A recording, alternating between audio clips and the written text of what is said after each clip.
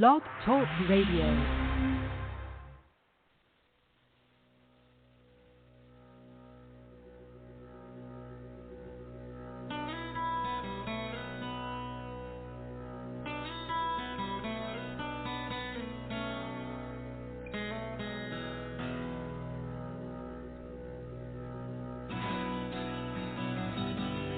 Welcome to Take Two Radio. We are pleased to bring you interviews with people in the entertainment and music industry, discussions and recaps of the 4 remaining daytime soaps. That's The Bold and the Beautiful, The Young and the Restless, General Hospital, and Days of Our Lives, as well as various other shows. For upcoming and previous shows, check take2radio.com. That's with the number 2. And you can find us on Blog Talk Radio, iHeartRadio, iTunes, and other streaming apps. Follow us on social media at Take Two Radio, and thanks for listening. Oh, good evening, everyone, and welcome to Take Two Radio. I'm Pam, your host, and joining me tonight, I think that we pretty much have the whole crew here. We have David, we have Candace, and we have Anthony, and we have Carolyn. Are y'all here? Hey. Hey. No, we don't have Carolyn. Hello. We don't have Carolyn. Okay. Well, maybe Carolyn's a little bit late. Pardon? Yeah, I think she might be late. Okay. Well, let's get on with the fun. She can join us when she joins us. So, tonight we have a special guest, and we're very pleased to have with us actor, writer, producer, director, a guy of many, many hats, Bryan James. And many of you may remember him from the hit web series Youthful Daze as Drew Castle and his many personalities. And now he's here to talk about his new limited series, Bloodbath, as well as other projects. So we're going to give a warm welcome to Bryan James as soon as I can press the button here. There we go. Hi. Hey, how you doing? Nice introduction. I appreciate you. I appreciate all of you guys. So cool to be here. Thank you. Thank you for joining us. We're so excited to talk to you tonight. So we have a limited amount of time to speak with you because we know that you're very busy. So let's get down to the nitty-gritty. Yeah, sounds good. Okay. Well, tell us a little bit about how you decided to get into the entertainment industry. Everybody's always curious about that. Totally. I wanted to go on to independent study when I was in high school because I just knew in my blood, like, I'm an actor and I'm here to tell stories. And my family was like, no, you have to complete high school. So immediately after I completed high school, I moved to L.A. I started studying acting. Her name is Ivana Chubbuck, and I had Googled at the time just kind of some acting, thespians that I really admired, like Jake Gyllenhaal and Jennifer Aniston and Halle Berry. Ivanka Chubbuck has coached with a lot of people, and so I worked with her, and that kind of led to getting an agent and a manager, which led to auditioning. And I was pinned for a couple of things, that I didn't get, like Grey's Anatomy. I've gone into them a lot, and then I did book Rebel Without a Cause. It was like a James Dean short project, and then immediately after that, I started to do Youthful Daze. And then everything becomes a blur because Youthful Daze was 5 or 6 years of a lot of hard work. But it kind of just was one step at a time. But that was my journey so far. But that is huge. I mean, there's not a lot of people that step into acting and get to where you are so quickly. At least I think it's quickly because I don't know how many years it took you to get there, to where you are now. No, I appreciate that. Yeah, it's hard work and there's no guarantees, and it's not an easy thing to do. So I appreciate you recognizing, that, because it is hard. Yeah, well, you definitely are talented in so many different ways. So, that was a huge stepping stone to get you where you are today. Thank you. You're welcome. I appreciate that. You're welcome. Now, I know that you created, you star, you direct, and I don't know, I think you produce, I don't know, maybe not, in your new series, Bloodbath? No, I do. Yeah, I tell jokes like it sounds like I did the craft service as well. You know, I was going to say, it's just like, you have gosh, to have your so many finger things, in every right? pie. I know, right? Yeah, I'm the production coordinator as well. On-set COVID tester. No,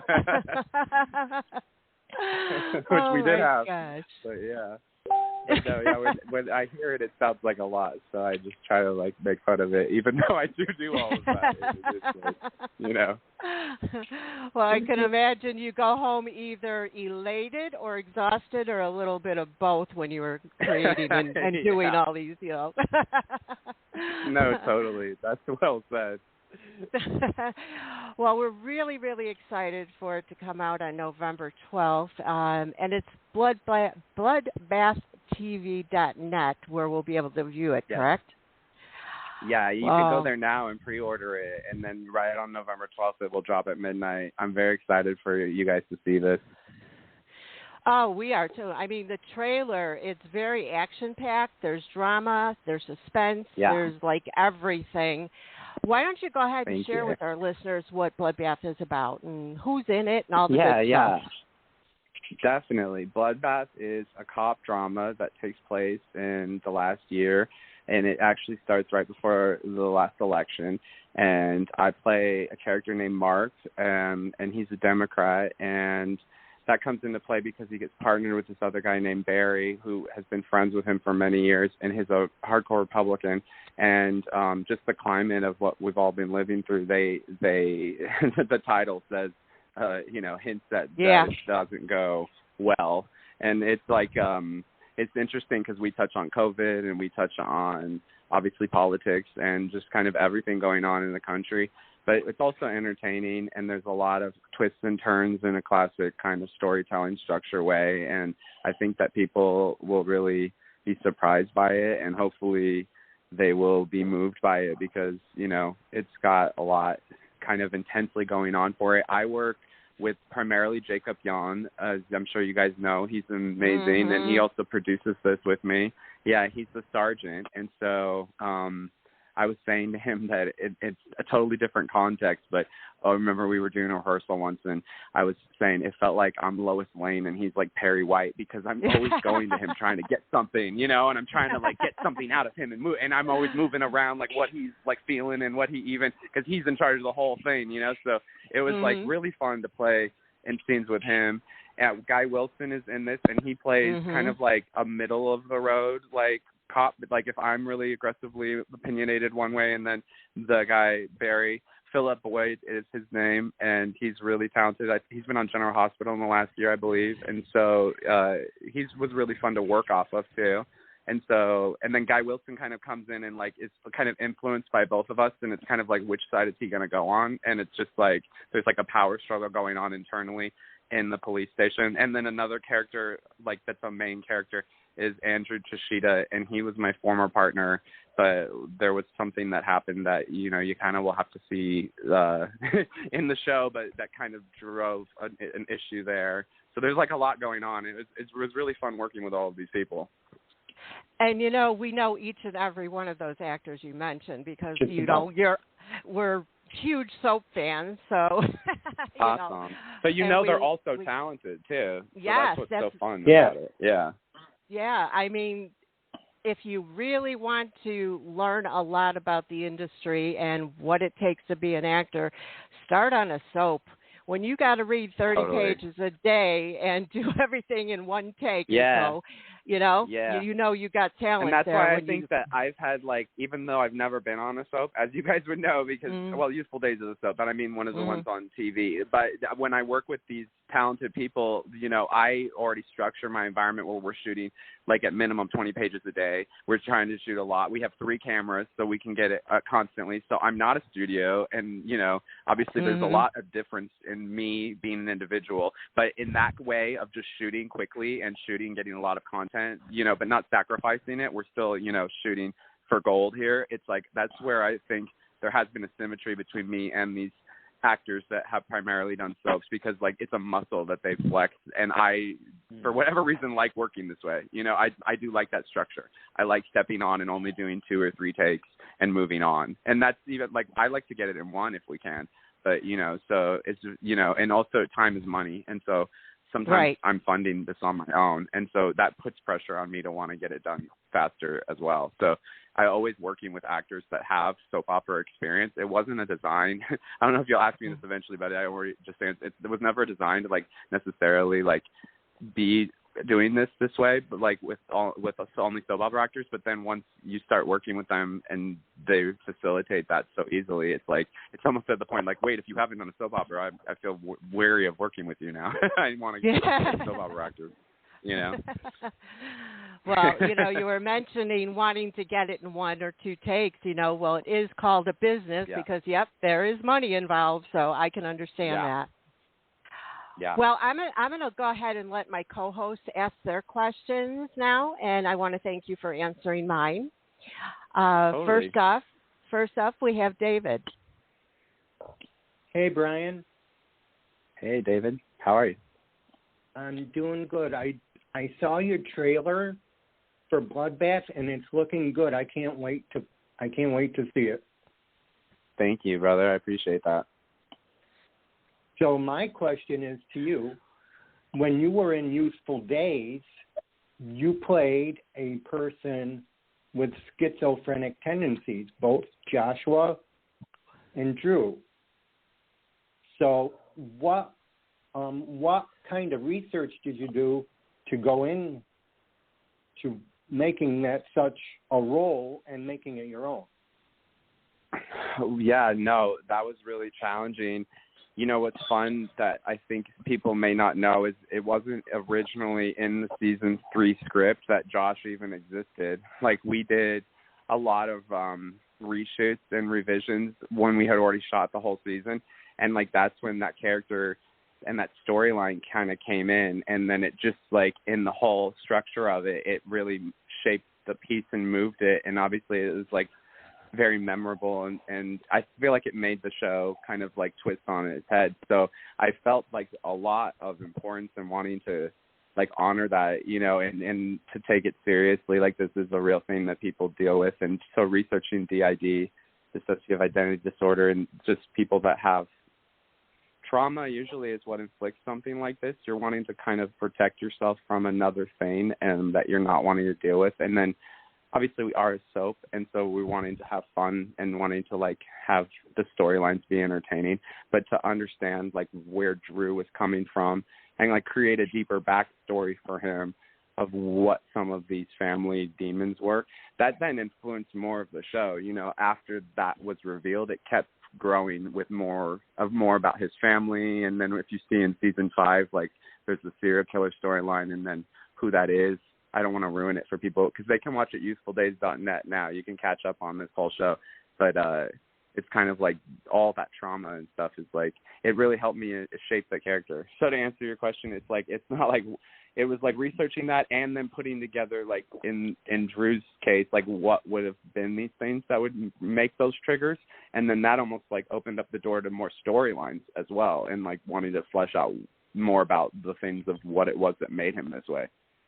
So, yeah, and it was a constantly evolving thing. So when something was working on Youthful Daze, we would run with it, and I would run with it. And when something wasn't necessarily, we would just drop it. You know, as I think that happens a lot when you're doing a structure of a show that's ongoing and not stopping, because that was the thing about Youthful Daze too, is we had said we weren't ever going to go away.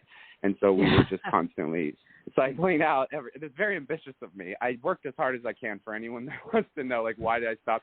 I just didn't have any more money. Like, I literally, like, you know, I literally almost became homeless, you guys. But I'm okay now. But, yeah, it's like literally, yeah. I had told myself at the time I was just going to do, like, this never-ending thing. And I love it, too. You know, I love always being on set. So, I mean, it was a fun ride. Oh, that sounds like fun. Thank you so much for answering. Yeah, totally. Thanks. It was a great question. Thanks, David. Carolyn, you're up. Hi, Bryan. How are you? Hi. Hey, I'm good. How are you? Good. Thanks for answering my tweet on Barefoot Blonde 5. Oh, totally. Yeah, no, yeah. I'm excited, and get people to listen in and everything. Yes. My question is, how was it working with Scott Disick from Keeping Up with the Kardashians? Yeah, no, totally. Scott is awesome.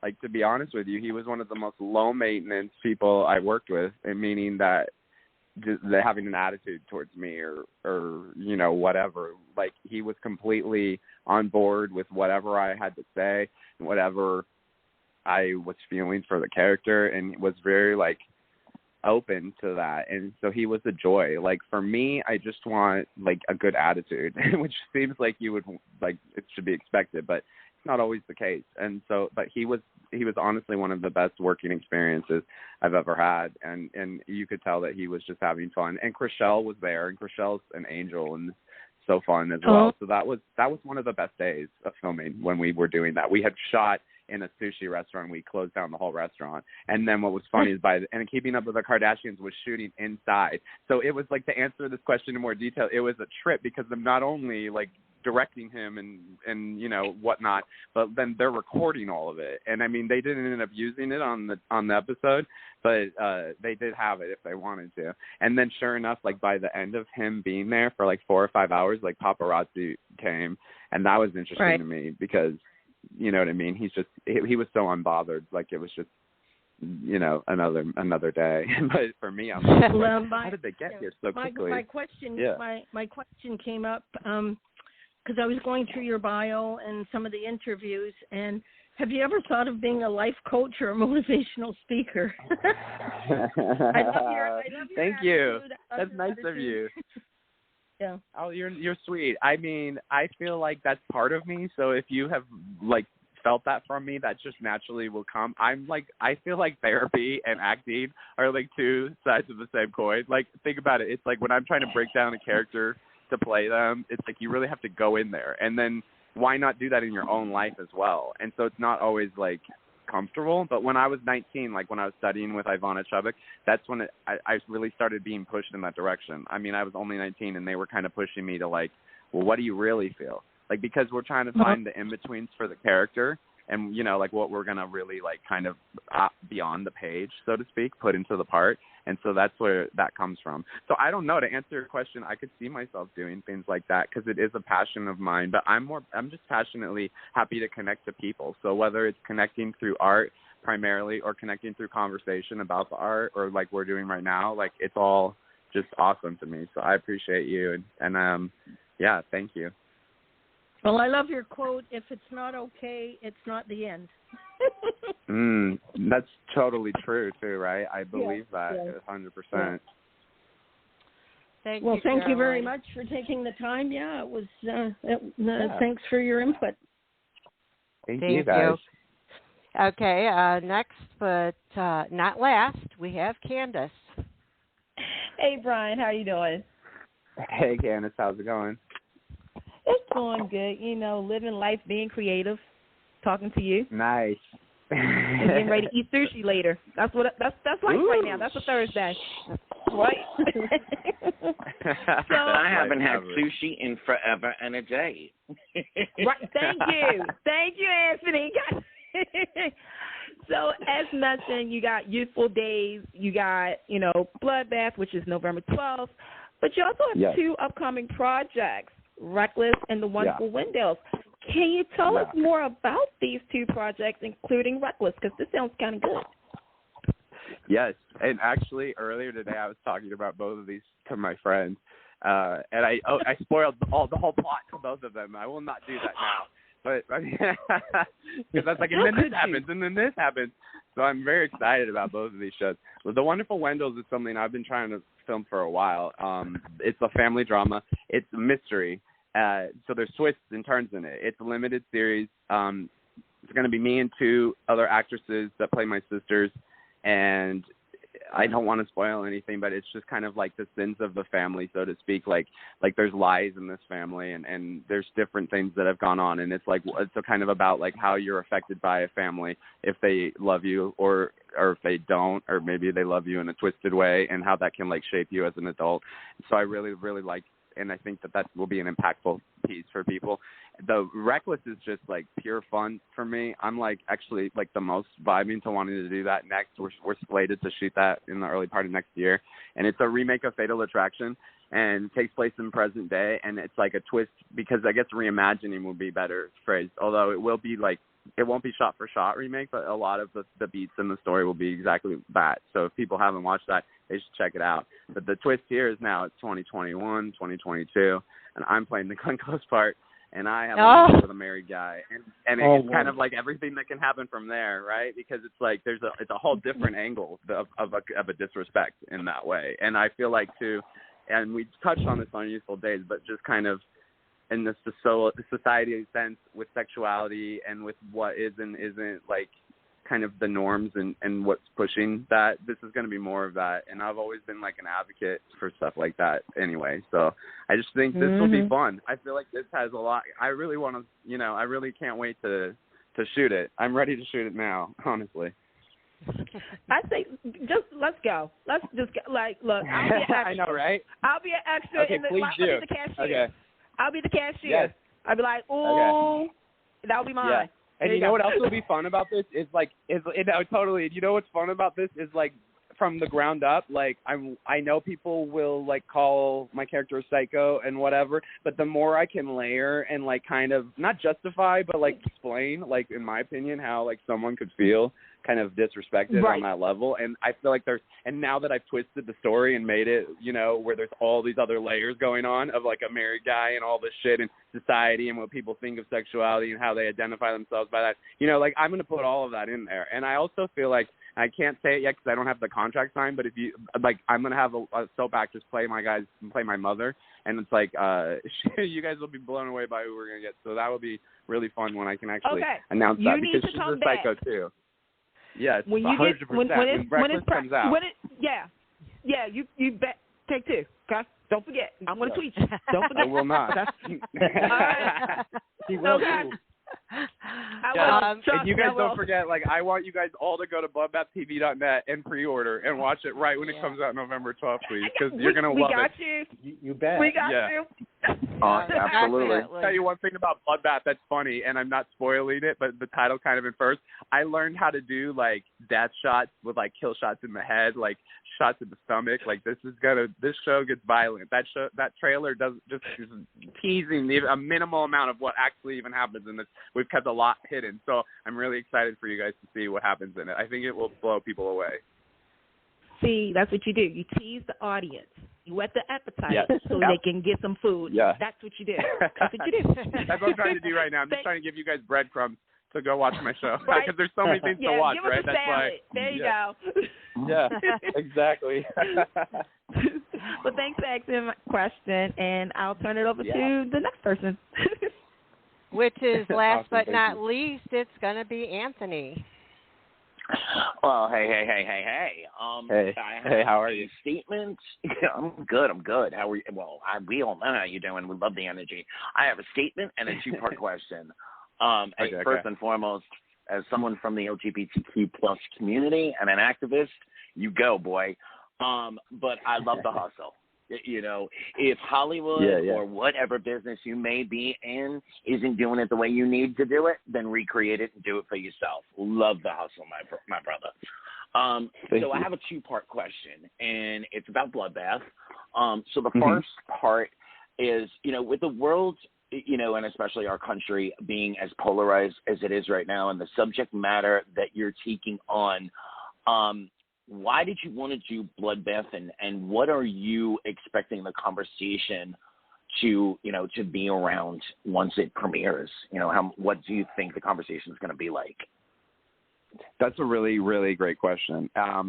So Bloodbath, I have to tell a very brief story to answer this. It's like the way this was kind of formed is like me at my buddy's house like a year ago having a completely different political view than me, and like in my opinion trying to inundate me into that environment, and then me combating back like at him, and then like realizing like a 14-year friendship was about to like be over this stuff, and just I lean in when it's uncomfortable or when it's like interesting or when it's like kind of like something that people aren't necessarily. So it's like that ties into like stuff on Youthful Daze and you know, like Reckless and what I'm trying to do with, you know, just like norms and gender and sexuality, but that also goes with now, unfortunately, the political climate we're living in.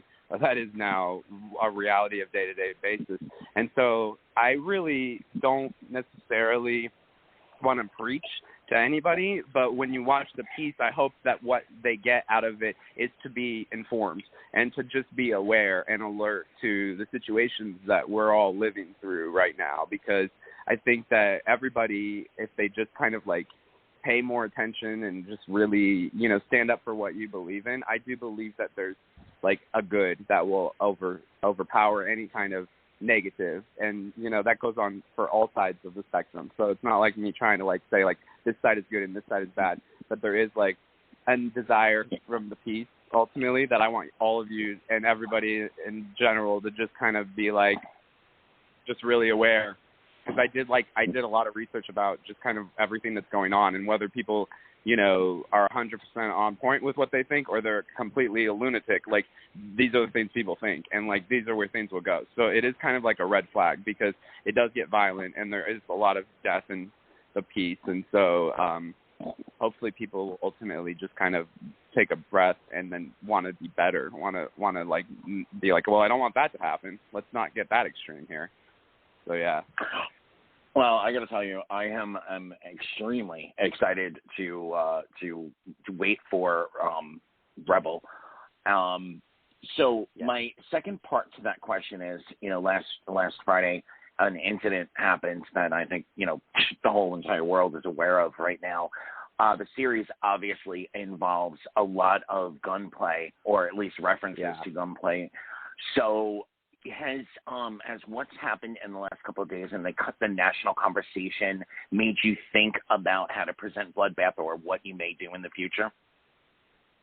I think it's interesting when the conversation's about the need to not have weapons on set. I mean, we were shooting on a green screen to begin with, so, I mean, I'm an advocate for there's never a need for anyone to be in danger when we're just creating art. So, I mean, all of my weapons there was a prop master. We did everything. You look in the load. You literally look inside and make sure there's nothing there before you do anything, because you want authenticity, so they were real, but they were empty.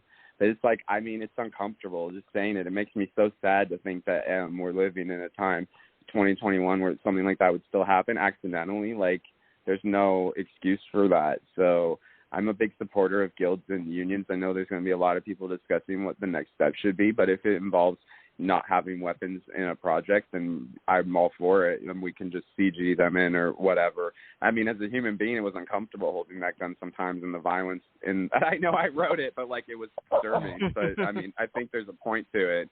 But yeah, we want to always make sure that people are safe, because we're just telling stories to want to, you know, entertain and educate and inform. And so it's tragic. It's devastating to have anyone not only be harmed, but to die because of that. So I hope there is some kind of reform. Yeah. Well, thank you so much for coming to the show and answering our questions. I hope you can take Candace's and my virtual under 5 applications right now. Yeah, for when you start filming. Right? You guys have to be in this. Yeah, it'll be fun.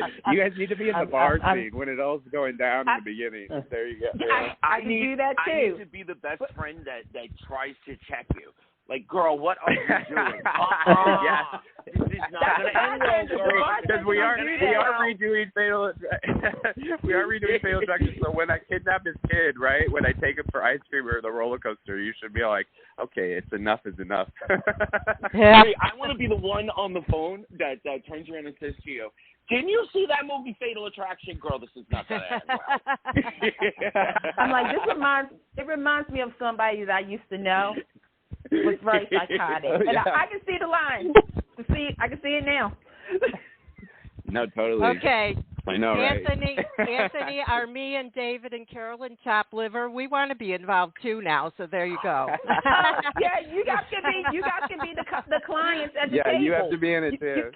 We have 2 projects here, so you guys can be in the Wonderful Wendels. All right, you guys can be in the Wonderful Wendels. Okay. And then they'll be. I can be the cop. I just don't want to be the family psychiatrist. Yes. As long as I'm not the boiled bunny, I'm okay with that. I know, right? Oh yeah. Same here. Well, thank you so much for joining us. And before we let you go, would you let our listeners know where they can find you on social media? Oh yeah, it's been so fun talking to you guys. I really had a blast. And everyone can follow me on Instagram. It's Bryan Andrew James. And on Twitter, it's Bryan James with like 2 Z's. If it's not 2, it's 3. I should know. I think it's 2. It's but 3. Anyway, and yeah, it's 3. See, thank you. I need someone to always be there to tell me what I did. You know what's funny? Some people think that's my real. They're like Bryan James, and I did it as a joke, and then it's like Twitter's forever, right? But like, I should have just said Bryan Andrew James or whatever. But yeah, you can follow me, keep on me. I'm pretty active on both. And then also, I would love if people go to youthfuldaze.net. Even still, you can catch up from the beginning of the show. And also bloodbathtv.net, November 12th. Pre-order now. Thank you guys so much. Oh, absolutely. We loved having you. You were a blast to talk with, and we definitely want you back when you have your new projects out. Take care of yourself. Definitely. Enjoy your evening, and we'll see you November 12th. Amazing, you guys. Thank you so much for a great time, guys. Have a good night. You're welcome. Not a problem. Bye-bye. Bye. That was so much fun. I loved him. It was. Yeah. He's such a big kid. He's got a lot of energy, and he's putting it to good use, and we're excited for him. Yeah. Very positive. That's what we need today. Mm-hmm. Exactly. Go ahead. What I was going to say is what I love is what I said in the statement. You know, if there's not room for a perspective that you really want to tell, then, you know, find a way to tell it yourself. Right. Because Youthful Daze, as much as I love, you know, our 4 remaining soaps, Youthful Daze had a lot of subject matter that, you know, they just can't put on network television. Not in a way, you know. Yeah. So that, you know, that he spent every last dime that he had to put that out there. I mean, that's hustle, man. That's hustle. I remember from start with that show. Like, that's the crazy thing is how he's gone through an evolution. Like, he's getting better. Every time. And I'm not saying that because we just had him. You guys all know me. I watch these shows, so I can see the evolution of somebody, and I'm proud of him and his accomplishments because during COVID, that wasn't easy. Okay, I can say that. But I cannot wait for November 12th. I cannot wait for Restless. Look, he already said Fatal Attraction, and anybody knows that's one of my top 10 movies of all time. Yeah. And if you didn't, you now know this too. So it's like a re-image. Okay, let's go. Got the Glenn Close role. To take what we're living in right now, I mean, you know, where can you point to? What shows are literally putting, you know, a family dinner together where you have a far left, a far right, where you have, you know, to take the national conversation and to, you know, present it through an entertainment format, you know, that's really, really, really brave. And it has, you know, it shows the amount of growth that he's had to be able to present. I mean, the trailer looks amazing. I mean, I can't endorse the entire show because we haven't seen it. but the trailer looks amazing. It seems like, this is done really, really well. And it's the elephant in the room. It's the thing that it's so uncomfortable for us to have these conversations. Thanksgiving is coming up. And I remember around this very time last year, there was so much commentary in the world, in the media, et cetera, about, what are people going to do around the table? Well, now we're a year later. The election is still being called the big lie, et cetera, et cetera. We're still dealing with voter suppression. We're still dealing with police. The trial for Ahmaud Arbery the jury selection started this week. All of these conversations are still so upfront in our, in our daily lives. Now, to turn that into art, but knowing that there's going to be backlash from both sides is really brave. Exactly. And I think, and real quick, I'm just going to say this, that I think we need that.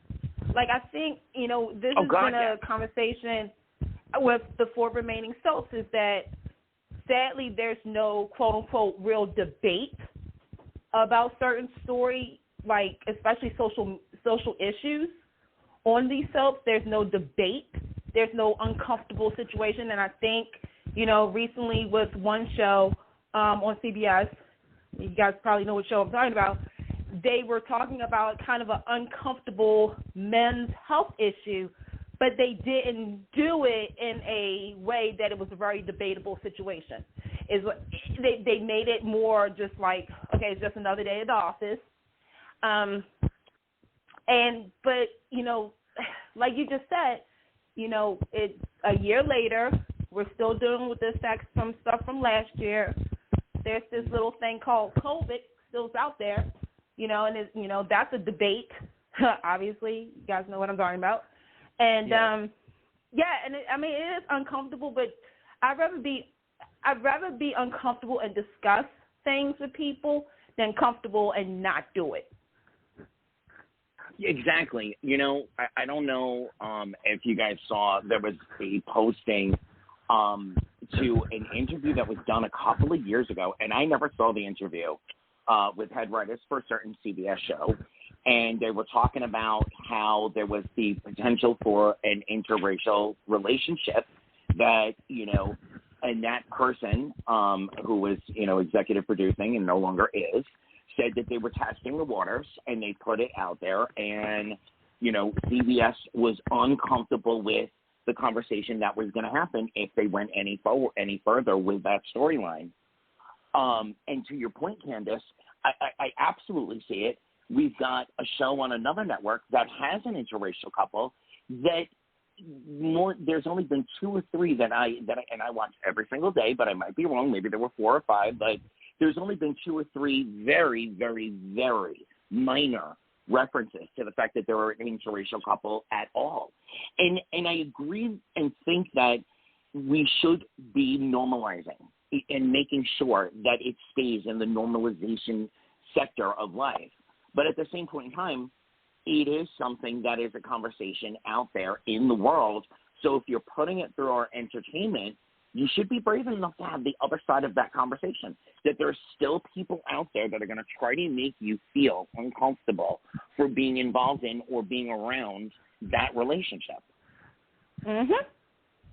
Yeah, the mainstream media.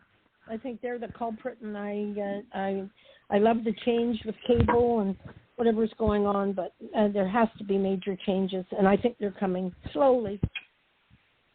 Right. We've said this on this show many, many times, but it's the digital shorts. It's the digital series that are independently produced, that are independently brought to us, that are changing slowly, more slowly, I think, than we'd like, but changing the norms of production for all of the major Hollywood productions, whether it be soap operas, nighttime dramas, even films. It's these digital independent productions that are pushing the boundaries further and further and further and allowing for more real life conversations to happen. Yeah, right. And it's funny, if you think about the 70s and the early 80s, it was soap operas that were doing that. I mean, let's go straight up to, one soap opera that had interracial relationship, the first ever televised abortion. Right. You know, it was soap operas back then that were pushing those envelopes, and now, you know, they're kind of sweeping up in the backside. Exactly. Well, because they're uncomfortable. Everybody's afraid. They don't want to get sued. It's all about the money. No, it's it's kind of crazy because, I mean, you know, what was it, last Wednesday was the 91st anniversary of soap. It was I guess I came up with it, I don't know, National Soap Opera Day. And the thing is that you think about it, it's been 91 years of great storytelling. That's maybe debatable for some. But if you think about all of the topics that made fans uncomfortable, like you just said, abortion, you know, you had the religious beliefs about, at that time, gay rights. You had interracial. Look, I still remember General Hospital. Incest. Yeah. You had rape. Obviously, you know, child abuse, alcoholism. There was things that was very uncomfortable. You know, I mean, as I just said that, I'm thinking about the scene of Marty's rape when Marty had to be examined. And I remember people was not, you know, comfortable with that. People weren't comfortable with a male being raped. You know, it said, like you said, you know, we're now in 2021. I'm pretty sure there was this network called HBO that came out way before that was kind of pushing the envelope. There was, you know, Aaron Spelling who pushed the envelope. It's sad to say this as somebody who loves this genre, but it has I always said it shelled itself into a box because they are afraid of opinions. Versus back in the 70s, William J. Bell was about to take Young and the Restless and roll out because CBS thought it was too provocative. It was too sexy. It was too sexy for daytime, folks. You know, Agnes Nixon was about to say deuces to ABC because they didn't agree with her point of view as a female about abortion. Well, there's a lot more involved in just the people that run the soaps. It's the powers that be. It's networks. It's advertisers. Right. Absolutely. Right. It's all of that. So. Yeah, the sponsors, the old boys club, and they want to shove it under the rug, and it's in our faces today. You can't get away from all these social issues. It's impossible. You really can't, especially with social media. Especially with social media, and not only that, like you said, primetime shows are doing it. I hear it all the time. Like I'm going to say this, even with digital soaps, like you just said. Sadly, if it's not on television, if you're an independent creator or you know, somebody who's working in the industry and is doing digital, you see more of the stuff that we're talking about on digital versus network. Well, that's because they have more leeway because they're independent. But if you go across the pond, Pam, you know, if you go to England or France, I know. I'm sure it's all of the countries, but I can speak definitely to Australian TV, English TV, and French TV. I mean, you know, there's very little that they don't address. Right. You know, I think, you know, what they wouldn't show is an actual rape/penetration. You know, they wouldn't show an actual pedophilia situation, you know, beat for beat. But that's just about it. I mean, they tackle everything. There's a storyline on one of the major English soap operas right now about erectile dysfunction, about, you know, and, you know, they're not shying away from it. They were talking about, you know, there was a scene with three of the main male characters. You know, I would never put a pump in there because of blah, blah, blah. You know, things that you just would not see on American television. Right. I mean, and I would say this. I want to kind of clear something up. When I say television, I sadly do mean daytime because prime time, they will go there. Some of these shows will go there as they push it as far as they can because they're on after 8. Obviously, we all know the rules about that. Yeah. But it's kind of just like, how did daytime television, like, how did we get to this point? And I understand, like you said, you know, the creators, the actors, producers, the higher ups and whatnot. But I don't know, like, I guess I always thought, and I still believe, that daytime was there to tell us a story, to educate us, as well as to entertain us, instead of, I don't want to say this word because I feel as though everybody will take it out of proportion, but I will say, why have they stopped trying to push the limits and push us as fans to be like, you know what, interesting. And the way I just said it, it's like kind of just like, wow, even as a fan, I am like, interesting. It's interesting that they have done this, but, you know. My thoughts on that is we don't know what goes on behind the scenes, and they may have pushed it to a certain limit or a particular, subject or whatever, but had their hands tied. So we just, have to have faith that they are working towards that. There were two things I want to say to what you just said, Pam. There's one of the magazines that we all love and has their podcast had Ron Colorvati, and he actually in a way addressed exactly what we're talking about right now, and it's the network and advertiser pushback that will put the final yes or no on a storyline.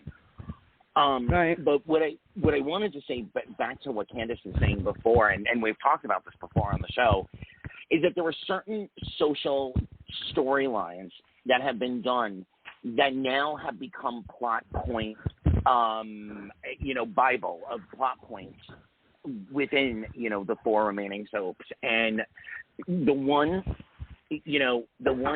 2 really actually that I can't abide. Using a rape storyline to justify actions within or storylines within the show, and the random use of killing children on the shows. More important, but for me, the big soapbox is the rape storyline has become a plot point rather than a social storyline, and that really, we said it over the last 3 years. There have been so many rape storylines that have been excused away, have been turned into something else, and it's like, wait a minute, we really as an audience should kind of be pushing back and saying, how they did it with Sierra on Days of Our Lives, pretty amazing. For the first, 3/4 of that storyline, they did it right for 3/4 of that storyline. We need to hold them accountable to, this is not an in and out situation for a woman. This doesn't happen to a woman, and a year later, it's like it never happened. And that's something I think we need to push back on a little bit. Right. Well, let's get to our soap talk portion of the show because we're winding down on time here. Of course, let's start out with the Bold and the Beautiful. Well, girl, I'm going to ask you right up front. Yay or nay on Ms. Allen stepping in for Ms. Hunter? Ms. Tyler. Well, yay or nay? I would have to say yay because the character has been missed. It should have been there. She should have been around for all of these different things that have gone on in her kids' lives. And of course, especially with the return of Sheila.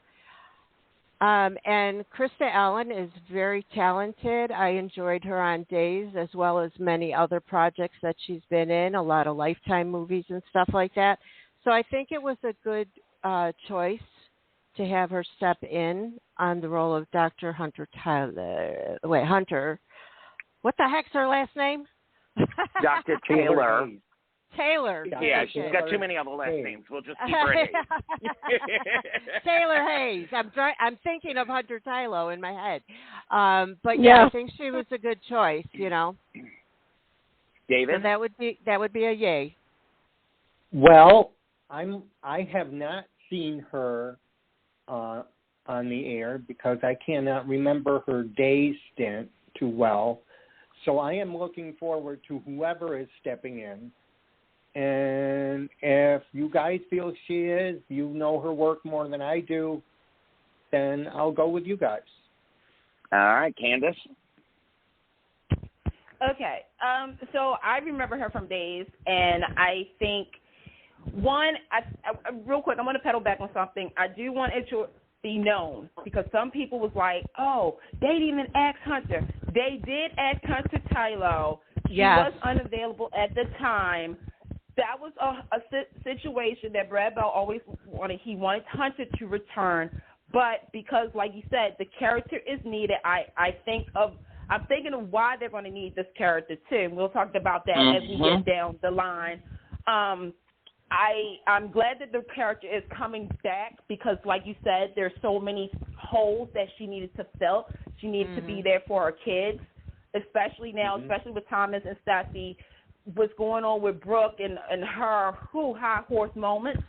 And, of course, like you said, with Sheila, because, in honesty, I'm looking for that confrontation.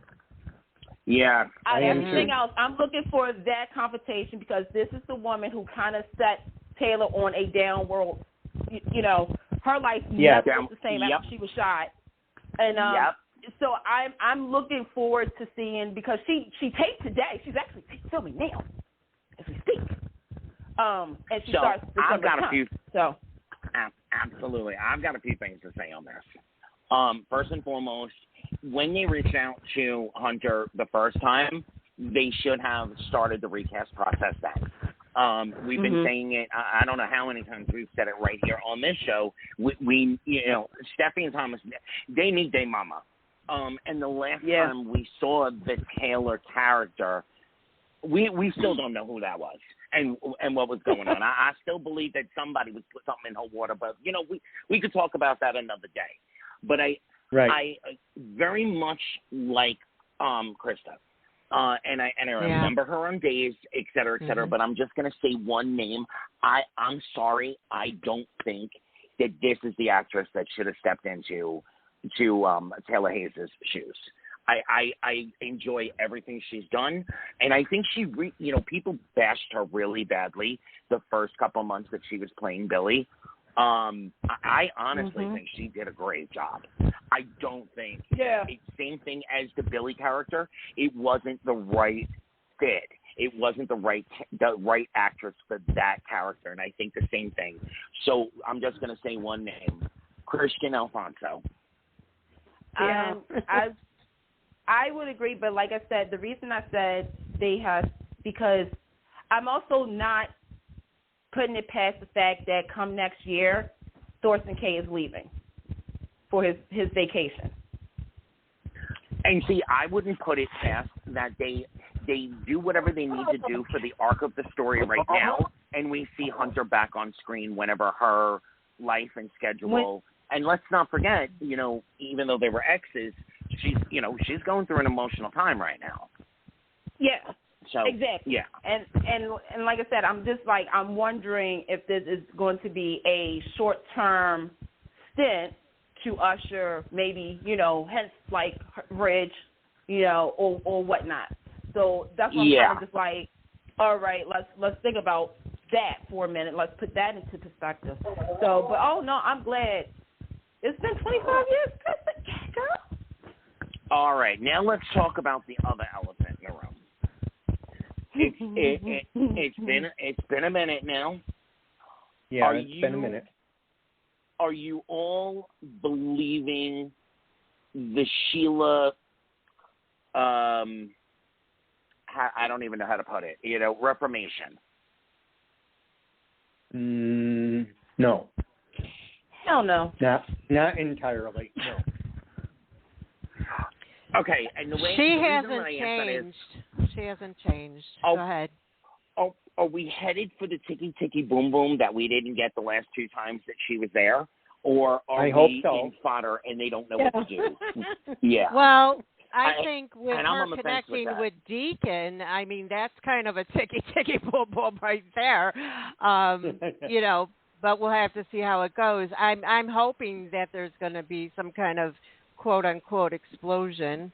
But like I said many times, I don't read spoilers, but when I post them, the headline will tell me something about what that article is about. And I saw something about Deacon is actually going to connect with his daughter to bring Sheila down without Sheila knowing. So that's going to be even bigger. Yeah. Mm. And there's another part of it that I don't know. I read somewhere, I'm not sure if it's true, but do you think with the Sheila and Deacon love match, so to speak, that Steffi and Finn and Hope and Liam will mix and match? I don't want that. I think they're gonna. I don't want that play either. With that because that's what they do. I don't want that either, but that's what they do. Honestly, I think I'm one of maybe 7 people on this planet that will say this sentence, but I would much rather them see. I would much rather see them go through a redemption storyline with Eric for both characters, for both Eric and Sheila, rather than playing up the Liam, Hope, Steffi triangle, quadrangle. Maybe we'll throw a 5th person in and it'll be a sync angle, whatever that would be. I'm so tired of mixing Hope, Liam, Steffi, and then seeing bass players, so to speak, like Liam, like Wyatt and Finn come and go. But I'm so tired of seeing the back and forth between Hope and Steffi, with Liam. I'm so tired of it. I'd relish anything else other than that storyline. Right, but me honestly, too. bold and beautiful writers, Brad and everybody out there, if you're listening, please, and I'll take a very, very, very small check. Whatever scale is, I'll take it. Go with Eric and Sheila refinding each other because they both need a new form of redemption. They both need a new direction. No. I want Eric with Donna. Okay, so here's the thing about the mismatch, and I'm just going to say this. Unless it's to serve a point to get back at Sheila. Like, to me, kind of screw Sheila's mind up. And, again, what better way of the fact that Brooke and Taylor's daughters were the ones to kind of take Sheila down. Or something. With Eric and Sheila, you know what? That boat has sailed. Mm-hmm. It was a good time. It was a good time. I had fun. But I don't think for right now it's needed. I don't think Eric needs to – see, this is the thing. I don't think every character needs to be redeemed. Eric is Eric. They don't. Just like Stephanie, let's not forget something. Because I always say that, people love Stephanie, right? OG Stephanie. But this woman faked a heart attack to have her son, do all this. She, interfered in her kids' lives as much. So to me, it's like with Eric has always been a scoundrel. He's always been somebody who was very undecided. He couldn't make a decision worth anything. He is, sorry to say this, folks, a man. He's the typical man who thinks he is top dog, and sadly the top dog couldn't get it up. And so, now, it was going through all of this, and everybody was Candace, let me just present a different perspective to you, right? I think using the word redeeming was wrong. I shouldn't have used that word. But what if they went in the direction that he couldn't get it up, but then wait a minute, every time he's around Sheila, something's happening. And then they push the envelope and it actually whoa, it's up. Oh my God. It's not that wait, hold on, let me finish the thought point. Okay. It's not that he was manifesting something on a physical level. It was that, every time a woman gets too good around him, that the relationship becomes too complacent, that's when it's feeling it. And that would go back to history. Every time him and Stephanie got too complacent, one of them was off feeling something with somebody else. What he's really needed all these years is a bad girl, someone that's going to challenge him in a way. And Quinn, and Quinn was the perfect foil for that, except all that she cared about was redemption.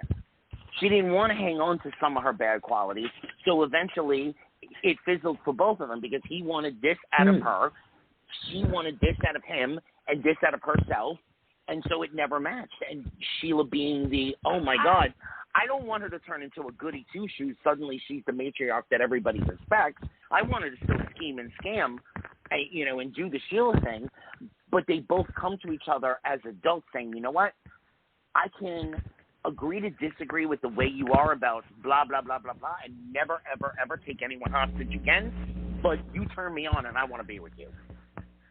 I just wish they would have done a story which is actually real, being allergic to your spouse. Oh, my God. Yeah. People can actually be allergic to their spouse. I mean, because a lot of people don't know. I was watching a show. It was like, I think it was on TLC or something, where this guy was like, I've been married to my wife for 13 years, and then after 6 months, I developed like hives, and they was like, was it perfume or anything? They was like, no. They put him in a room, and like he broke out in freaking bumps. He started sneezing. He was allergic to her. You can get physically sick of being around. Not saying everybody got to get a divorce, but it was just it's a psychological something. And I wish they would have had a psychiatrist. I wish they would have done. I wish they didn't. Oh, honey, I just gotta say, I'm so disappointed. You give me hives, like and I gotta go. Right, but I don't want to have to cream up every night before we go to bed. But no, I just wish they would have done something like that instead of making like that's why I said, like, you have a man's health issue that didn't go anywhere, sadly. And so, yeah, I'm kind of disappointed with that. I'm really disappointed. Great acting by John Matette.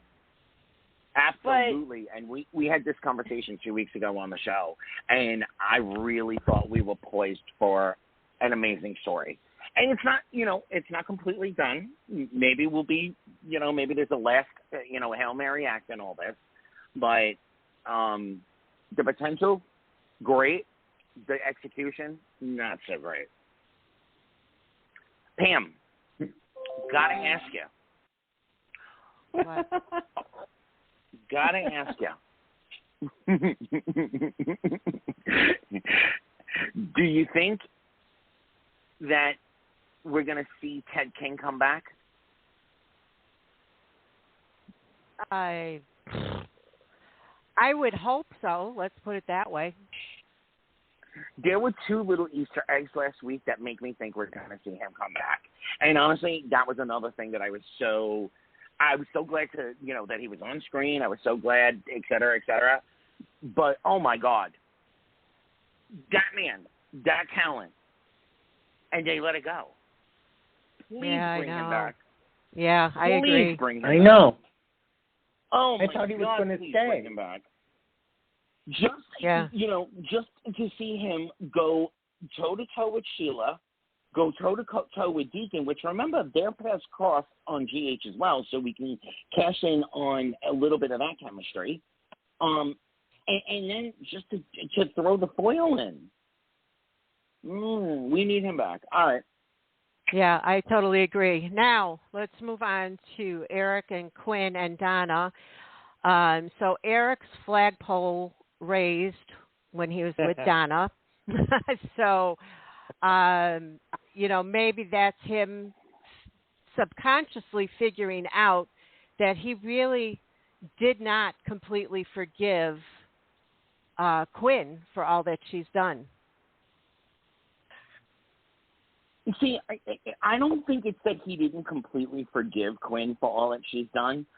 I think he wanted to help her in her quest to reform herself, but he didn't actually think through who she would actually be when she wasn't the Quinn that everybody knew up to that point.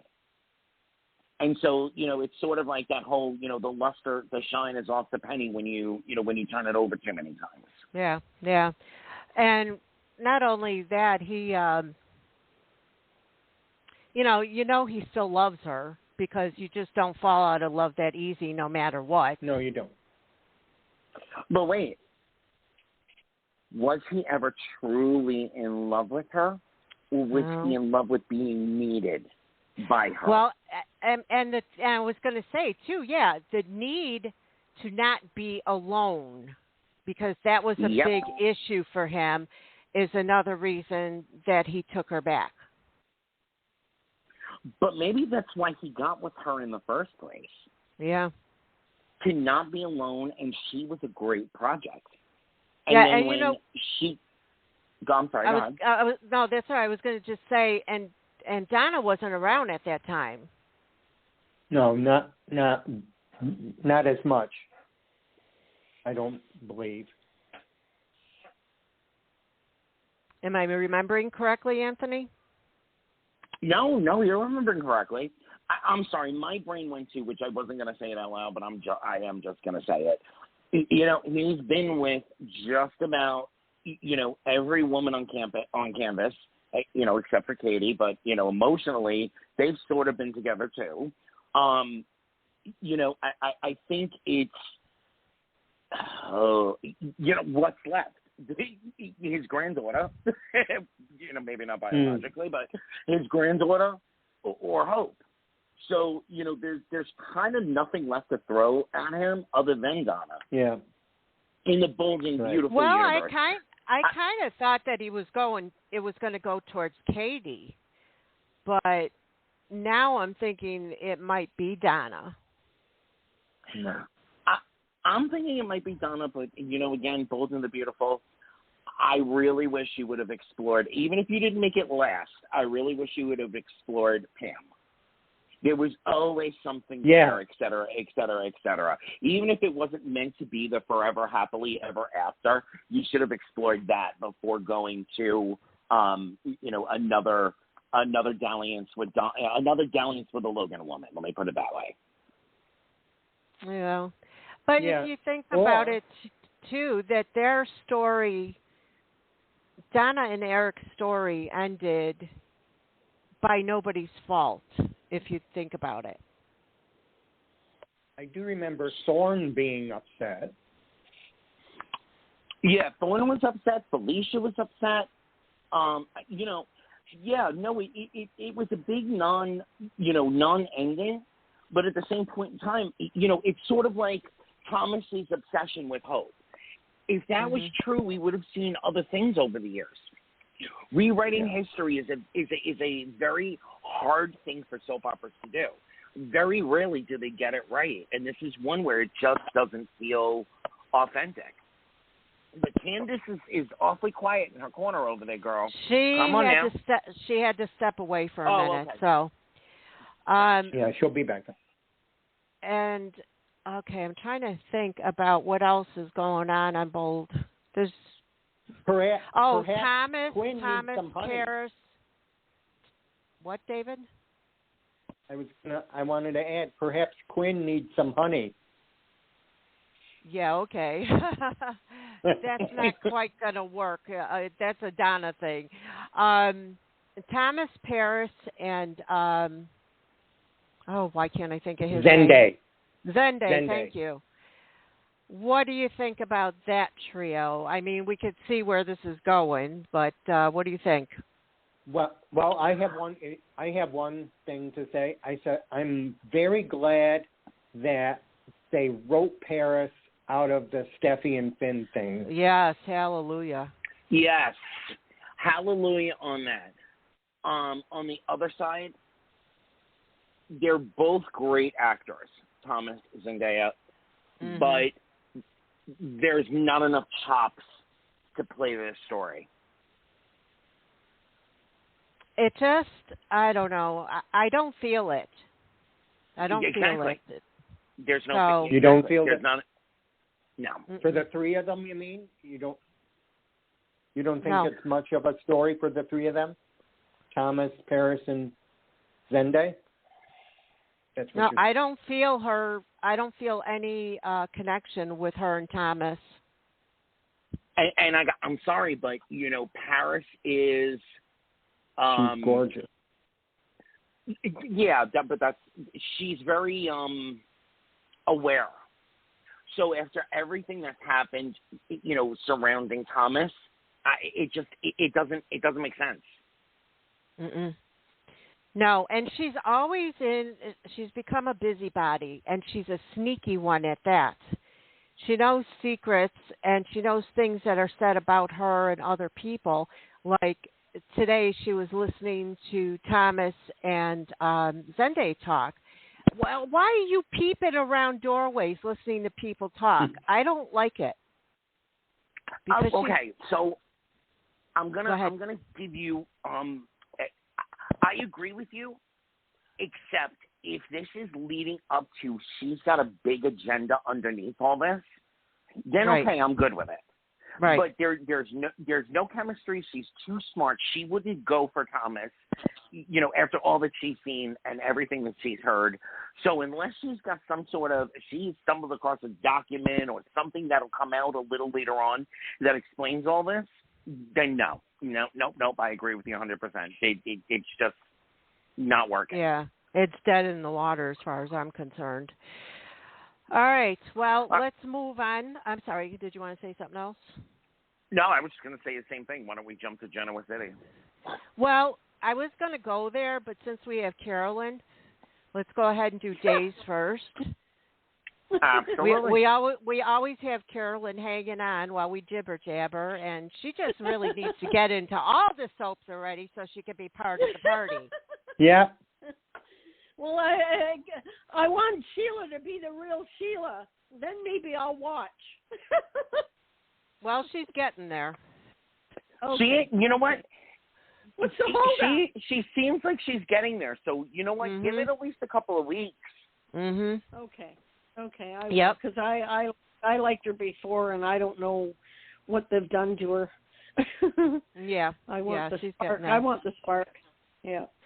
Okay. Well, let me start on Daze by saying I have been watching every episode, although there are times I look away from the screen because as I said before on the show, I am not into the Exorcist stuff. That has stuck with me all my life, and I just, looking at her with the eyes is one thing. That doesn't bother me. Her talking like a man does, or the devil doesn't bother me. But the levitating off the bed and stuff nope, can't do it.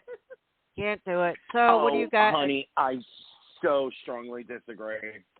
That levitating moment. You guys are into that kind of thing. I'm not into horror movies or scary. No, Pam, and you weren't on the week that we discussed this. The Exorcist, I snuck out of my bedroom. I don't know if I was 6 or 7, whatever it was.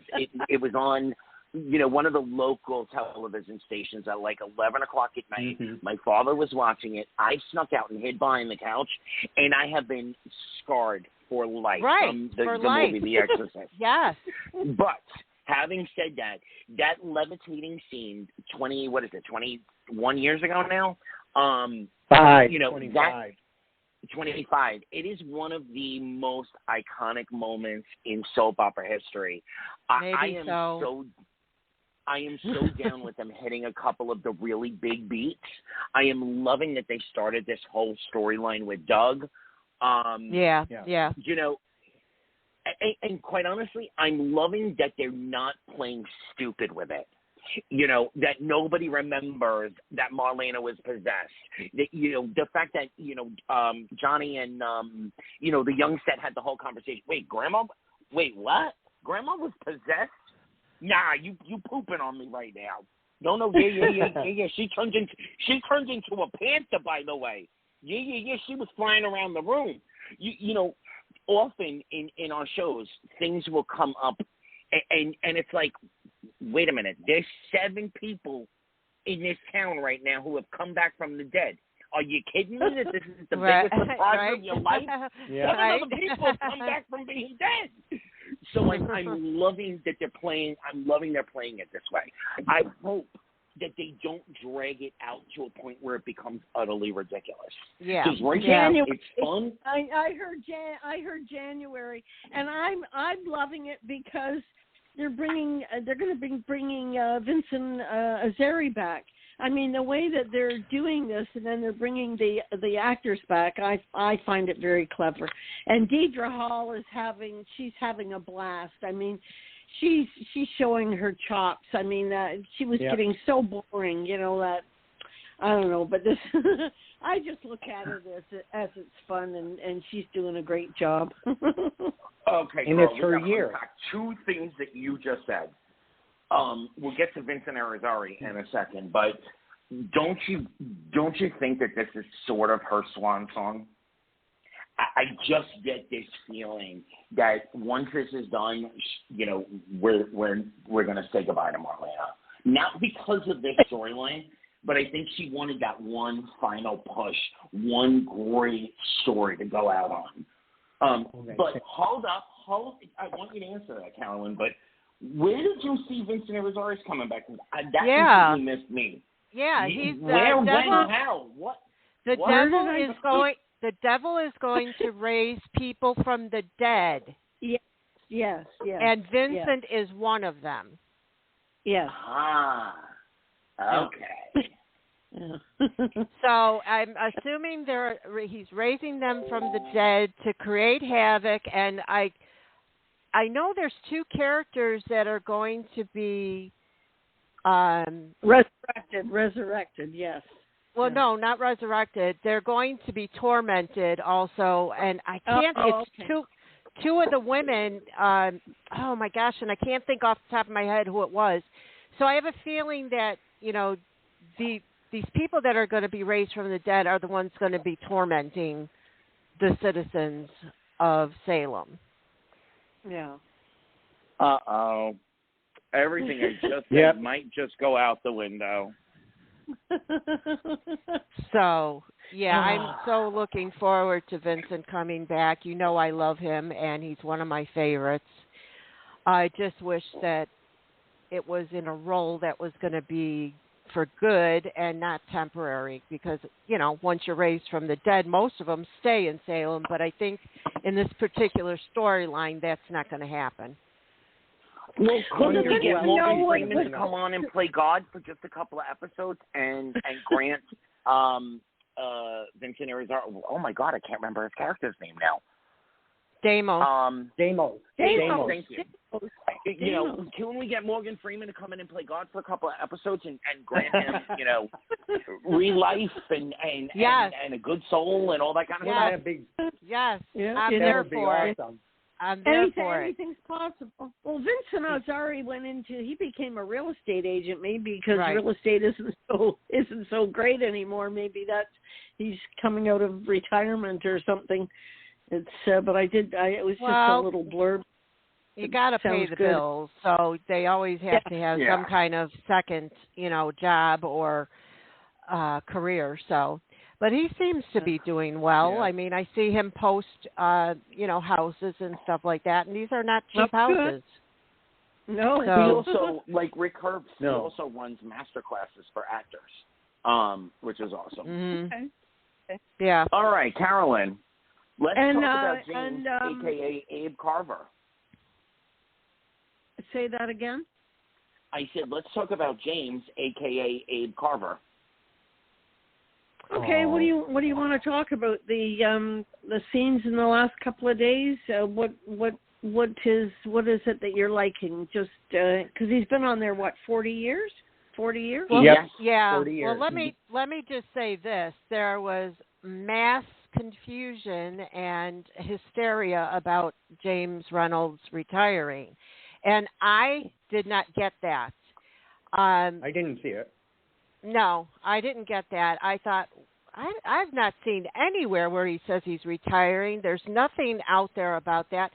Why would he retire just because he got shot and he was dead for a minute? You know what I mean? Like, Daze, has a lot of heaven episodes. You know what I mean?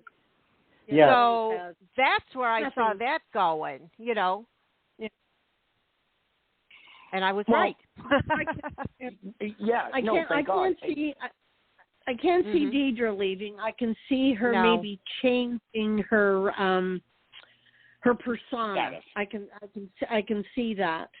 And the same with Abe. Like it's a transition of some sort. That's what I'm feeling. I hope that's what it is. Yeah. I'm glad. Okay. I'm glad Maggie's back. I didn't realize what she had gone through. That was really.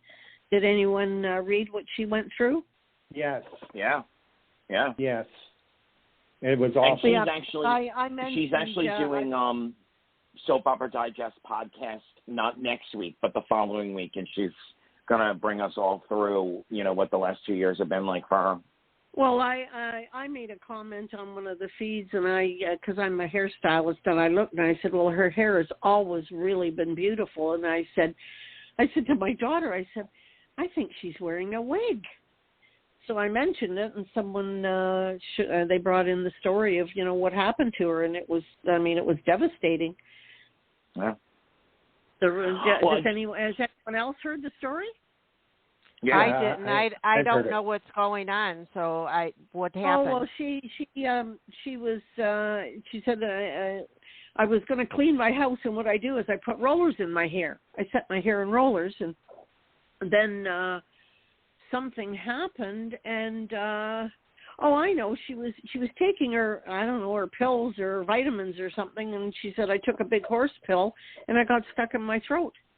And she says I couldn't breathe, it wouldn't go down, it wouldn't go out, and she was able to call 911. And I guess she passed out, and when she came to in the hospital, the rollers had burned her scalp. Yep. Oh, were they hot rollers? Yeah, hot rollers, and she had lost a lot of her hair. Oh. And she has an autoimmune system, and the shock to her system, I think she was in the hospital for quite a while in rehab. So she's had a really, really rough time. Yeah, it was like 7 months in total. Yeah, yeah. Because everybody, on the feed, where is she? Where is she? Yeah, and Victor's back. He looks pretty good. Testy as ever. Yeah, I love Victor. Well, I just want to go back to James for a moment. You know, he is the longest running African American character ever. Mm-hmm. Right? Yeah. Not in the United States. Ever. Daze has been iconic. They have always embraced the Black community. That's and I've always liked that. I mean, they've been just wonderful, and I like their storylines.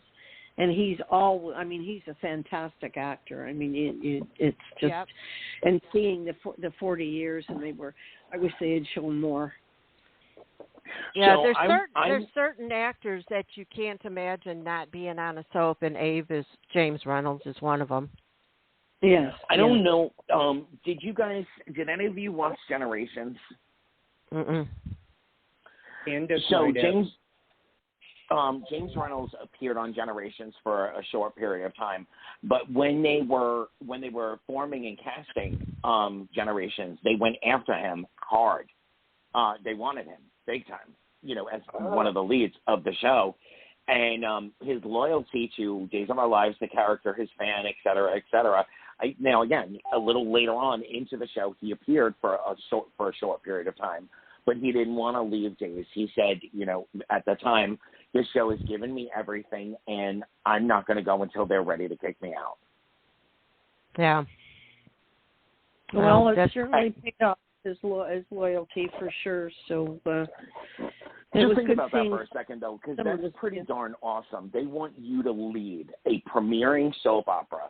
They're going to give you everything, you know, at least for the first couple of months, hoping that it's going to take off and it's going to be the next bread and butter. But you'll stay where you're a secondary lead because, you know, this job has given you everything. That's pretty darn awesome. And he's made it 40 years. So I just wanted to, you know, send a nod out to congratulations. Yes. Yeah. He's amazing. I was going back in time, and when I started kind of getting back into Daze was I remembered the scenes with him and Lexi when she passed. So that, I think, was 10 years ago. Has it been 10 years already? I was just going to say that those scenes with the quote-unquote Lexi up in heaven were just heart-wrenching, showing flashbacks and stuff like that, because we know how much he loved her and she loved him. Right. And then talking about their son, and, it just tore at my heart. It was so well done. We've always said this. The Young and the Restless, when it comes to tribute shows, they take the cake. But this, they did an amazing job. I have to wonder, do we have any inkling who the other character that the devil will be bringing? Because with all of the Lexi stuff, when Carolyn said that, I thought to myself, wow, maybe it's going to be Lexi. Yeah. Especially with him getting so close to Paulina, Yeah. Let me interject here. When they did the heaven scene, they did not show Lexi's face, so I don't think that they're going to bring Lexi back. No. Yeah, you might be right. They did have guesses on that article, and not that it's true or not, but there's surmises that Mike Manning could be back as one of them. Oh, good. Yeah, good. Oh. I don't know how true it is, but they're surmising it. I mean, I'm trying to think. There was one other person. Marcy Miller's leaving, and who's the one that was Abby before? Kate Massey. Kate. She's coming back. Well, that's nothing new. Yeah. Yeah, but I like Marcy Miller. She said that her and her husband have moved, and she wants to spend time with her baby. I think, well, how old is she? I mean, I think she might have had a couple of miscarriages, and she's just enthralled with the new baby. So I wish her well, but I'm going to miss her. I think she's taken on the role. There's no saying that she won't be back. I mean, this has been a revolving door for how long now? And you know what's funny is that normally I wouldn't be as accepting as I am, and maybe because it's gone on for so long with the revolving door of the two actresses that I'm accepting of it. I don't know. It's hard to explain. Well, I thought Kate Massey said she wouldn't be back. I mean, I don't know what she's been doing. They seem to leave, and even the one that plays Sierra, she left and she wanted to start her music career. Well, I guess maybe it was COVID. I don't know. It didn't pan out. So she's back. Yeah. Well, okay. So what else about? I like that John has already discovered that Marlena's the devil. So I'm really really happy. Today, Belle, yeah. I think Belle. She Marlena said, "Oh, they're contacts." She says, "Well, you better take them out because it's creepy." Oh. And that Ouija board. Did you see the Ouija board? No, but they got the Ouija board. That goes back to my point before. Absolutely, Pam, I'm right there with you. If they drag it out and John didn't catch a glimpse, either send him out of town or he's got to figure it out. Because I mean, come on, you don't forget that. Where she got him locked up in the church? He said was the Demira crypt. He's in the crypt. Demira crypt. I didn't see today, so. The last I saw was them. She knocked him out, and that's all I know. Yeah, well, he's hanging now. No, they had to go. They had to go there because otherwise it would just become farcical. You're not going to remember the love of your life was possessed back in 1990, whatever it was. Right. Come on. I totally agree with that. So and EJ came in with the ministers or the priest's outfit today. He's gonna wreak havoc with them because now he's gonna be doing love scenes with Abby. Oh, that was funny today. it's okay. It's so before up. we go on to another soap, Carolyn, what's your opinion of this, EJ? Actually, I liked him from the beginning, but I didn't like that stodgy hairstyle he had. And so he's loosening up, and he's getting a little curl on his forehead. And the passionate scene with Nicole, everybody went crazy on social media about that today. So well, I want to say that I could not imagine anybody else playing EJ. And it took me a minute to get used to this guy, but I think he's doing very well as EJ. I also read an article that Daniel Goddard, who we wanted, was actually offered the role. And oh, really? Yes, and he turned it down because he thought it might only be a 4-week stint, because that's when Daze was going through their contract negotiations. And I'm so sorry that he turned it down, but I understand his reasoning, because I totally 100% was on board for him to play EJ. But with that said, I do like this guy. Okay, so I'm glad you brought that up, because I actually do want to comment on that too. I love this. The first couple of episodes, I thought to myself, I don't know. But it was very, very quick that the shoes were completely filled. As far as Daniel Goddard, I didn't like him with Sammy. I didn't see any chemistry there at all. And that's why I really felt like, I don't know if this is it. But then he started interacting with Nicole, and there was that scene with Marlena. And now it's going to be with Abby. Yeah. As far as Daniel Goddard is concerned, I feel like, oh my God, you didn't learn anything. You didn't learn anything, because that story came out from Daniel Goddard himself.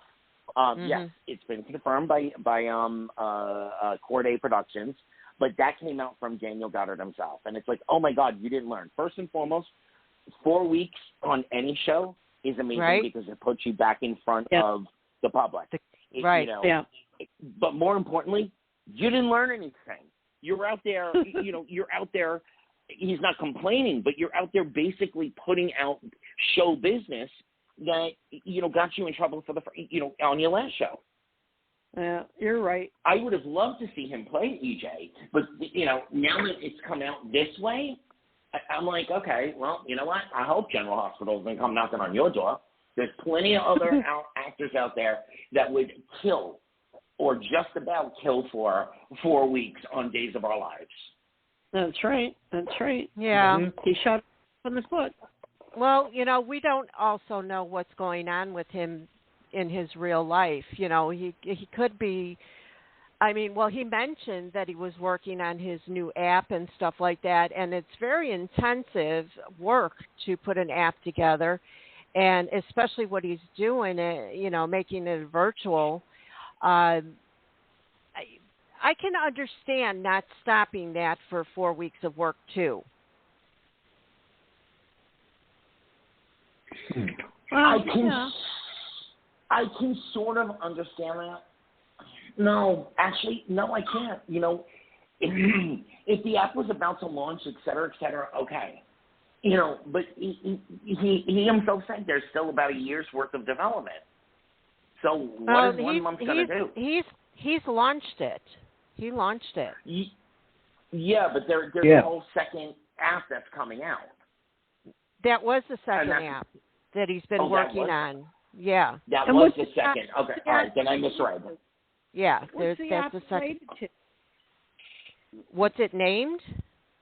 Yeah, well, what's it related to? It's called Disco, and it's virtual meetups with other actors and stuff. And you get to actually talk to them and, connect with them. So I haven't seen the full thing. I've only seen what he's posted because it wasn't available for Android phones. It was only available for iOS. And they're supposedly working on Android. So I won't know more until it's available. Mm. Well, I guess he's going in a different direction. So this is the way of the times today. So right. you just wish him luck. Right. And wish him well. Hopefully that it works out. You got to do what you got to do. Exactly. Exactly. Yeah. Now, as far as Daze is concerned, before we move on, because we're getting close to that time, what was I going to say? Do you love or not love? I don't want to say hate because there's not many things that you really hate. Yeah. The chemistry and the relationship with Xander and what's her name? Gwen. Gwen. I can take it or leave it. Yeah, take it or leave it. I could take it or leave it right now, but I think there's a lot of potential there. I do too. It's been no secret how I felt and feel about the Gwen character. However, put anyone in Xander's orbit, and there's a huge potential for some great storyline. Mm-hmm. So before I completely write off Gwen, I'd like to see where this goes with Xander. But honestly, I'm very unhappy with where they have taken Xander as well. So, if this is a way to kind of reboot both of those characters, I am all on board.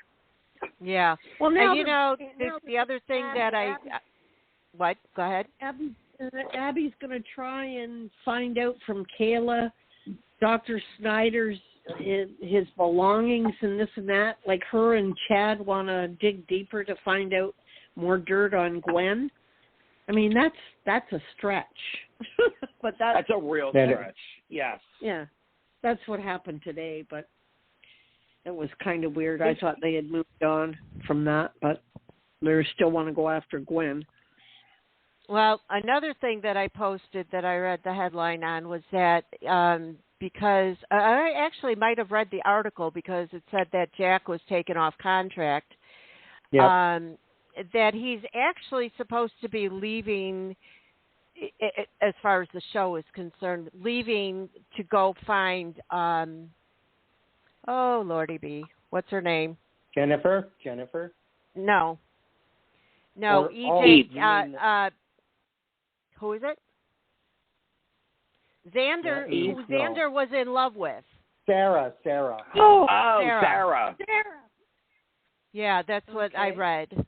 So, and that he was going to be off contract, so he's going to be out in the world looking for Sarah.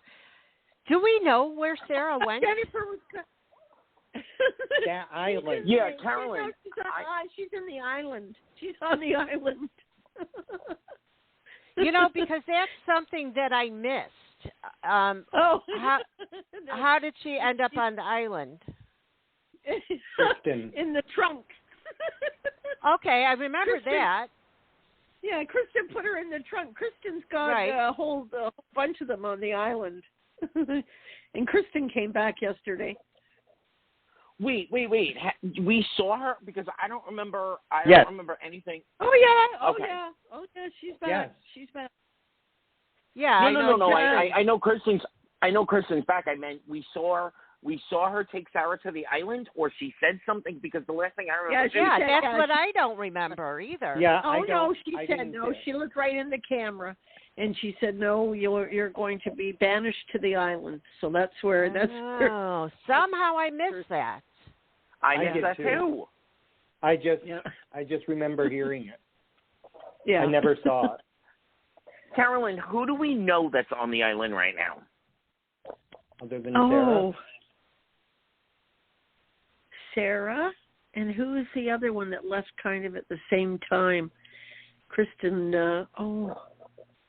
You guys Susan, talk. maybe? I'll be right back. I have to take care of something. And Okay. go on to Young Wyatt. and Restless? Yeah. Okay. When you're done. Well, it's time will tell. It's well, I don't know. It's getting interesting on days. I'm enjoying it. I don't look at all the ghouls and whatever. I just look at the acting, and I find it quite entertaining. So There's I can been some look past speculation online that Cassie DePaiva is heading back to Daze. Yeah, I saw that. I would love to see that. I give credit as long as they find a way to give these actors their due, and a lot of them have gone to try and do something else during COVID or just before COVID, and they've left the door open. So it's all good. It's all good. I love the revolving door, to be quite honest. You know, we discussed this last week on the show. It keeps them moving. It keeps it moving. It's like life. We don't like change. Yeah. None of us like change. We all want it the all right, same. let's go over to the Young and the Restless. David, catch us up. Okay. First off, Christine comes in with news that Chance has probably perished in a bombing in a building where he was at. They show Abby that was it his watch was being shown in the picture, and they assume it's his because his thing is here, and Abby's getting all excited. She doesn't want to believe it, and they're all keeping their heads up. In other news, Mr. Gaines is still MIA, and Ashlyn so far is in the clear, but Ashlyn has bad news about his chemo, and it may not be working, so he's looking into other avenues. Let's see, Nick and Phyllis are in a standstill, and I think they're about to break up, because I don't know. This is coming out of nowhere. It's just like they can't talk to each other without getting upset. I don't know where it's coming from. And tell me, what am I missing, Anthony? That's a pretty good recap so far. I will say, I don't think it, for me, I don't think it's coming completely out of left field. I think we're setting up for another run of conversation between Phyllis and Jack. I think that might be, something that's going to come out, underlying all of this. We didn't mention Noah, Mariah. You didn't mention Noah, Mariah, and Tessa. So first and foremost, what do you think of the new Noah? I think he's doing a good job. He's a little more laid back than Robert. But he's grown as a person. He's been away from his family for a long time, so that's understandable. Yeah. Me personally, I'm loving him. I think there's like a quiet. I like him too. There's a quiet intensity that, like, I can just feel when they give him something really meaty to play with. It's gonna be good. Yeah. Yeah. Well, he's supposed to be there to find love, according again to the headlines. Who do you think he's going to connect with? I kind of had the feeling after watching today's that it was going to go towards Brittany's character. He seemed to be impressed with her. Yeah. Elena, yeah. Honestly, I think, I think short term that might be something, but I really think it'll be a very bad storyline to tell, but I think they're going to play with the Noah, Tessa, Mariah thing again. I thought about that too. I did too. You know, again, most folks that listen to our show know that I can't see very well. If I need to really try to see something, I need to look through what's called a monocle and try to pause. But everybody talked about the look across the room, and just the whole vibe of those couple of scenes, and just the way that things are going. Mariah, you know, is going to spiral out into something else. Tessa may turn to Noah for just an ear, or it just might be that the thing that soaps love to do is that the person just keeps turning up in the orbit, even though it's not the person that they want to see, but they just keep, you know, at the coffee shop, you know, waiting for the doctor, et cetera, et cetera. And, you know, I get the feeling that they're just going to play with that story again, and I really hope they don't. I hope they don't, because that would hurt his sister, and I don't think he wants to do that. More importantly, I don't want them to play with LGBTQ like, you know, like it's a fence that you can hop back and forth from side to side. Yes, exactly. You know, yeah. I just really don't want them to go there. But the thing is, that might only be a temporary thing if it does happen. And you know what? I don't mind temporary. You know, as long as Mariah and Tessa get back together, and you know, but that would be okay. We can't have we don't have happy characters for 40 years. You know what I mean? There's always got to be something. Right. But I don't want him to find love with Tessa. What I would love is if they, you know, because of everything going on with Mariah and various other parts of the family, that they just connect for a brief period. Right, and right. Then, that's what I'm boom, saying. Mariah and Tessa get the kid that they actually want. But yeah, I like don't Tessa want the gets love pregnant. to be like, yes.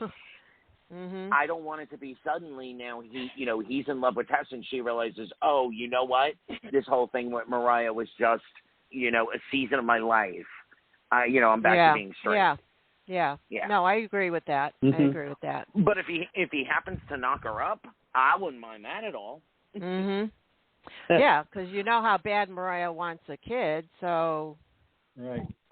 I could see that happening. Let's jump over to Port Charles before we run out of time.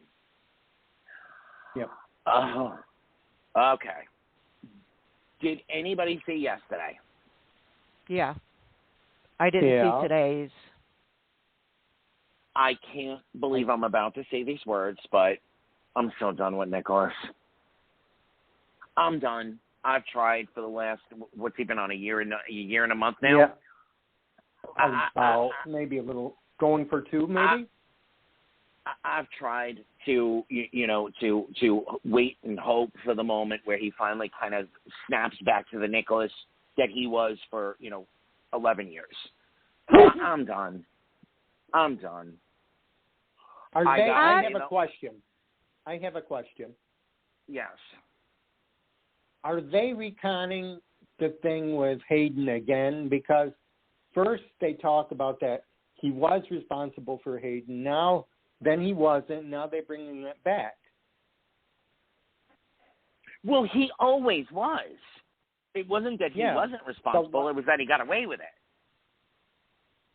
And now that he's talking to that guy, the bartender in Crete, the same one that Victor is talking to, I was wondering if he's been in on the whole Drew thing too.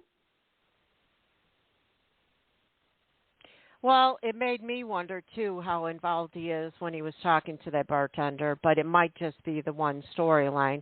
But he probably... No, because think about it. What made me think, though, too... Well, what made me think, too, is that he knew that Victor was alive and didn't tell anybody. Exactly. And who financed him for what was it, 3 years? Probably Victor. Exactly. Who financed him for the 3 years that he was dead? He couldn't access his. First off, he couldn't access them because Valentine had already taken them. But who financed him for 3 years? Where was he? Who got him well? They never explained any of that to us. It really, now this is the first time I'm actually thinking about this, but it really actually annoys me that at some point, Ava, Laura, nobody actually was like, how did you live? Where have you been? Who helped you get well? It was like, oh, you're back, thank God. Why did you stay away for 3 years? No one ever actually thought to ask him, where were you and who gave you money for 3 years?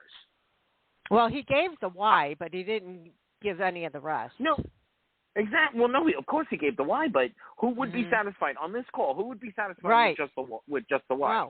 No. But no. That's not a. I'm wondering. Well, David, I'm sorry. I don't mean to poo-poo on you, but at this point, knowing soaps, it's not a. I'm wondering why. It's when are we going to get the rest of the information? Because obviously he's been involved with Victor all this time. Now, is or isn't Victor biologically Valentine's father? Well, so he says he is. We don't know yet for sure. Exactly. We don't know for sure.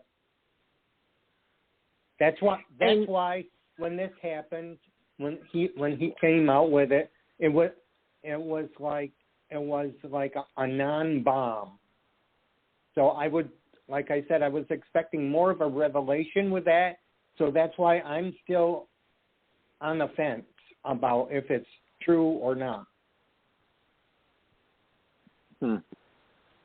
Well, what do you think? I don't know. Now, without now seeing today's, I don't know if Alexis has made any decision one way or another, because to me it seemed like he offered her a get-out-of-free jail, a jail-free card, if she shuts up. Right. Well, she immediately told Sean today. Oh, okay. Yeah. Okay. Sean told her to take the deal. Mm-hmm. I think she should take the deal too, quite honestly. Yeah. And then she can work with Sean to get the truth. So who else do we think is being held? I'm pretty damn sure at this point it's Hayden. I do too. Yeah, I thought the lady who screamed down the hall from Drew. Yeah. And it was a great red herring for Holly, but obviously she just got married. She's dealing with long COVID symptoms. It's not going to be Holly. I'm sorry, fans out there. I want to see how I do. I really do. But she's dealing with long COVID, and she just got married. It's not Holly. Although, let me ask this, David, Carolyn, David, Pam, would you mind a Holly recast? I think I would. It depends. I think I would. I don't know. That's a really temporarily maybe, unless when she returns. If there was any chance of her making it and maybe not available, and just until that time. To me, that's like recasting Jeannie Francis. I mean, Holly is General Hospital to me. Holly is General Hospital. You can't recast Anna Finola Hughes. You can't recast Laura Jeannie Francis. You can't recast Nikki Newman. There are some characters that you just really can't recast. I don't think Holly could be recast. No. And obviously with everything going on, you know what's going to happen. We're going to see a great date between Elizabeth and Finn. We got to talk about Jeff. But, we're not going to see Hayden until the end of November. And it's gonna be Hayden there, and she's gonna swoop in and cause a whole new line of story. Yeah, I mean, there's no sense bringing Hayden in now when Finn and Elizabeth are only kind of thinking of each other in a relationship. You know what I mean? It's got to be a full-on relationship, and then here comes Hayden. Right. So what I'm hoping for, which I don't think we're gonna get, is I'm hoping for that as this Grease/Creep storyline, sort of goes into the next phase. I'm not going to call it a wrap-up. That the woman who is screaming down the hall gets moved somewhere else. And that part of this whole Jeff thing is maybe somehow or another Hayden got word to Jeff before she was, or whatever. But other, let me read back for a second. What's going on? Why is Jeff suddenly in the orbit? I know. It's got me hoping, because I never got to see Richard Dean Anderson in the role at that time, because I wasn't watching at the time. So he is core to me. I think he's core, and I'd like to see whoever it is come back. I'm hope hoping it's it's Richard Dean Anderson, because I can't imagine anybody else playing Jeff. But at this point, any part of Elizabeth's family coming back is about time. Let's put it that way. Yep. Anna Valentine Robert. I'm growing on Anna and Valentine. I'm growing. Not even I'm growing. I've been on Anna and Valentine for a while. Me too. I'm really saddened that they completely and utterly and totally dropped the Olivia Robert friendship. Well, there's still a chance. I mean, her and Ned are not getting along because of this Leo thing. And she even asked him for a divorce. I know. Yeah, she did. And that's why I wish that they had continued the friendship. At least a couple of interactions here and there. I feel you. I got to stay away from you because I want to concentrate on whether or not I can pick up the pieces of my marriage, kind of thing. And then boom, she needs a soldier to cry on, and there's Robert. Yeah. Right. And I have a question for you, Pam. Pam. Yeah. I have a question for you, honey. How do you feel that Leo's story is reflecting on you? Because I know you're close to this subject. Are you looking forward to more of it? Yeah, I'm looking forward to more of it, because it's a relevant subject, and it should be something that is brought to light, and for a lot of parents that are in denial, like Olivia is. I'm all for it. Absolutely all for it. I'm loving, if they're going to tell this story, I'm really loving that they're going to do it.